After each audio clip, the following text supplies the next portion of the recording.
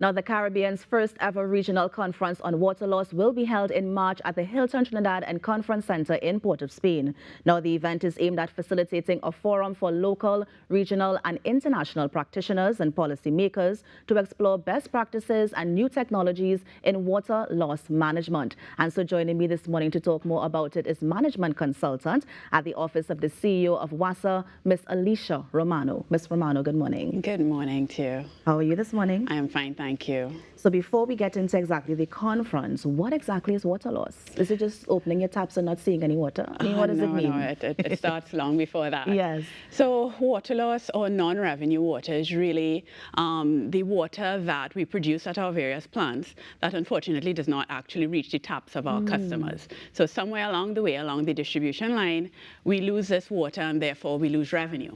So that is what is categorized as non-revenue water or colloquially, stated water loss. Yeah. And what is the rate of non-revenue water in TNT?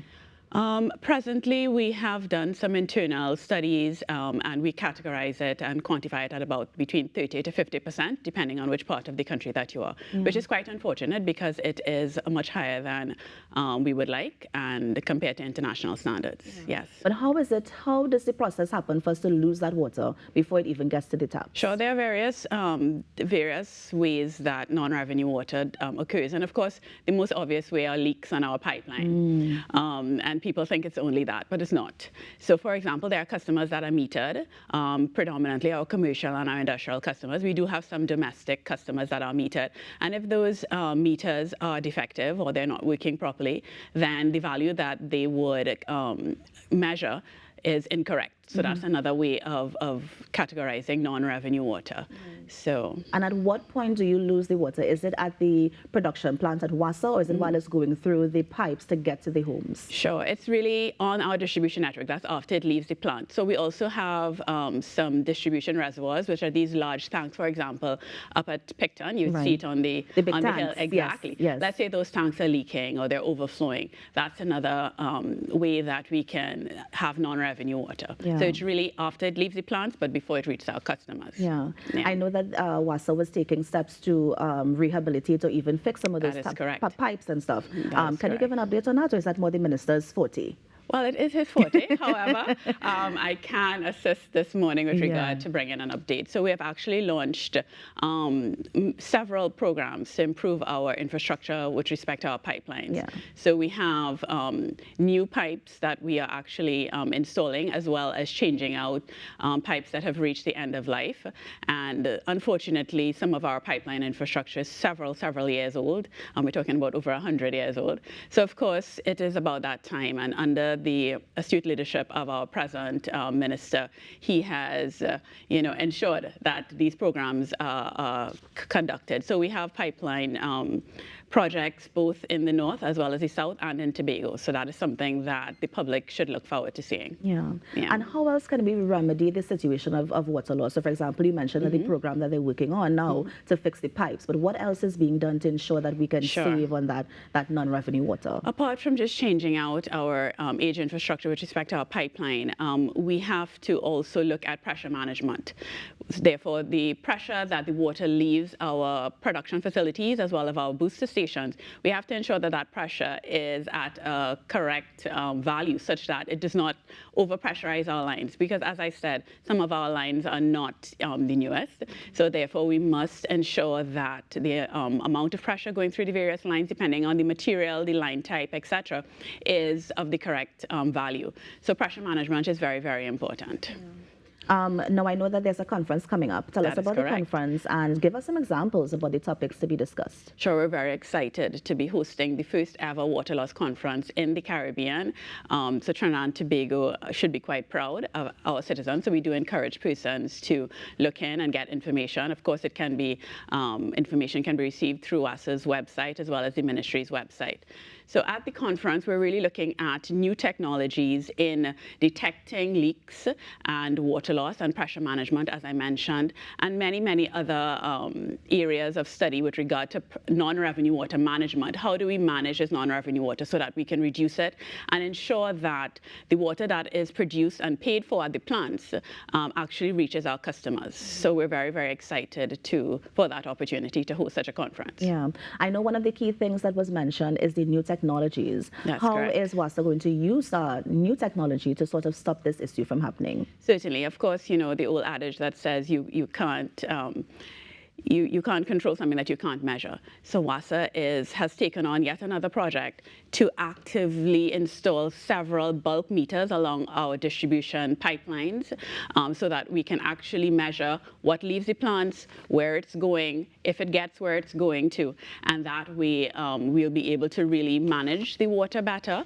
Apart from that, when we have all of these electronic pieces of equipment along our pipeline, at our plants, etc., we must have a facility or a platform to actually utilize all the information. So we're also in the process of creating an operational control center at our head office, dashboards whereby all of the readings of our pressure loggers, our flow meters can be actively seen, real-time, monitored, and controlled. And this will increase definitely the response time that WASA has to customers. So no longer would customers be calling and saying, you know, I have no water. We would know that ahead of time, and we'll be a lot more proactive in meeting the needs of our customers. So WASA is truly turning a bit, you know, a new leaf, indeed, a new WASA. Yeah. With regard that is more customer-centric. We must serve our customers, so we're looking forward to that with the introduction of automation. While we look at automation and new technologies, I'm also wondering, is there a way to monitor the quality of the water? Because sometimes there has been times when you open that tap and you know that the water is not coming through, it's not clear. Yes. So is there also a way to monitor the quality that comes in the taps?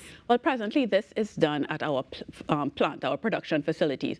However, that is also going to be improved in terms of the various technologies to do so. So there's a manual way to do it, and of course there is an automated way to do it, so that it's a constant monitoring. And these are things that we're also very much interested in introducing throughout all of our plant facilities. Nice. Now the conference takes place this month. Tell us exactly what days. Is it free to the public, and what sort of audience are you targeting? Sure, it is to be, it starts on the 21st of March, and it's for 3 days, the 21st, 22nd, and the 23rd. During the 22nd and the 23rd, we open, of course, with speeches from our Honorable Prime Minister, as well as our Minister of Public Utilities. I believe our CEO is also one of the featured speakers at the start of the conference. And then we're going to several little workshops, whereby we have persons from across the region and, of course, locally. And we even have some persons from the international water utility industry, the water sector, coming in to speak to us about the various topics that contribute to non-revenue water management. The public is invited. They can contact the ministry for details in terms of how they can take part and be part of this. So we look forward to that. It sounds very interesting. Yes, it is. I mean, and so is it the integrated water resource management? Can you tell us some more about that in particular? Sure. So the integrated water resource management is actually a policy that was passed in the Cabinet of Trinidad and Tobago in November of 2022. And this, again, focuses people-centric, our customers. How do we improve the water supply, make it more consistent and more reliable to the citizens of Trinidad and Tobago? So it focuses really on the water sector and how it can be improved. Yeah. Now, as we talk about policies, I understand that the government recently signed a loan contract with IDB as it relates to water. Can you speak some more about that as well? Certainly. So the government of Trinidad and Tobago, together with the Inter-American Development Bank, IDB, would have seen the need to invest with regard to the water sector. So we recently, as you would have mentioned, signed a loan. It's for $80 million. And this is really, dollars? that is correct. Right. And this is really to fund several projects within the water industry. Part of it is non-revenue water, whereby we are repairing and replacing some of our pipeline infrastructure. We are also investing very heavily on areas where we have underserved communities. That is persons that do not receive water more than 3 3 days a week. So those persons, we're actually introducing new water treatment facilities. So we're bringing new water to the people of Trinidad and Tobago. We're very excited about that. And of course, we are also introducing a lot of technology. So part of the metering project that I told you about, that will be funded under that, as well as many other very, very interesting and exciting times for the water sector. Ms. Romano, realistically, how soon do you think these projects can get off the ground? Because we have been hearing about these projects, right? I mean, you have seen some of it happening in terms of the rehabilitation of the pipes. You've seen some of the water treatment plants go up, you know, across the country. Sewer projects. Exactly. But the other ones, in terms of new technologies, in terms of even boosting the meter system, as you mentioned, how soon can we see some of those things on stream? Well, I'm very excited to say that definitely by the month of June, July, we should be going out to the international and local market for tenders. It's going to be so we expect that we should start seeing implementation definitely by the end of this year. And we expect that we should have a positive outcome of these projects for the citizens of Trinidad and Tobago within the year 2024, etc. So definitely this year into next year, exciting times for the water sector. Trinidad and Tobago, you know, you have something to look forward to, a more reliable, consistent supply of water. And as it relates to Vision 2030, because of course the government itself has a vision for the country, how does that tie into Vision 2030? Well, part of our Vision 2030 is with regard to sustainable, reliable water supply to all citizens, because in keeping with the strategic development goal, that we must provide a certain amount of water just for living. I mean, water is life. So definitely where WASA is heading together with the Ministry of Public Utilities is in keeping with many of the goals within the strategic development plan. That is correct. And did WASA partner with any other ministries or organizations to get these projects off the ground? Well, the government of Trinidad and Tobago really takes a whole of government approach. So WASA, being part of the Ministry of Public Utilities, does partner with many of our other ministries with all of our projects, because even, let's say, even a simple thing like laying pipeline, we must partner with our sister utility, TNTech, etc. We partner with the Ministry of Works with regard to when we're laying pipes, we don't want to do that right after the Ministry of Works paves roads. That is a pet peeve of many Trinidadians. So noting that, we do partner with our other ministries, definitely. Nice. I mean, it seems as if there's going to be a lot of work coming out of WASA over the next year into 2024. I mean, in terms of managing resources, you know, people on the ground, is the authority ready to handle that number of people that's going to need for these projects? Well, knowing that the resources would be needed very much so within this year, WASA, together with the Ministry of Public Utilities, has really undertaken to increase our resources, partner with those that we need to partner with to ensure that the projects are delivered on time, on budget, to the benefit of the citizenry of Trinidad and Tobago. So yes, we have taken it into consideration, and we are looking forward to the implementation of these various projects.